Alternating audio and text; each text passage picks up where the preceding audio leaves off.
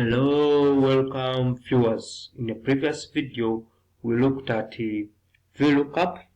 Now we want to look at rank, or we want to give position to these students. Okay, now we can call it the rank function. The rank function. So we want to rank them. Say this is the position. Okay, column for position. Come here, say equals rank, and the rank function comes here. Tap on it. Which number do you want to begin with?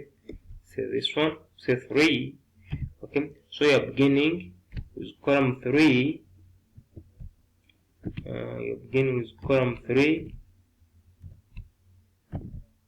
column C, then row 3. Sorry, column C, row 3, up to still column, the same column C, okay, up to C but row 11, okay. So you're saying rank for me C3 according to column C, starting from row 3 up to column C up to row 11, okay. Then you put the order. Do you want it in ascending or descending? But remember, in positioning we do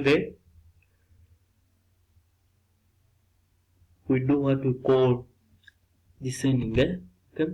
So put a comma and you bring descending. Ranks the number ranks the number as if the reference, while it's sorted in descending order. Good. Okay.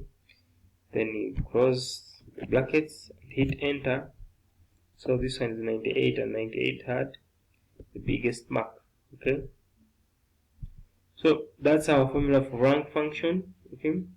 You can see it here and you can practice it and start using it in your work. Thank you very much.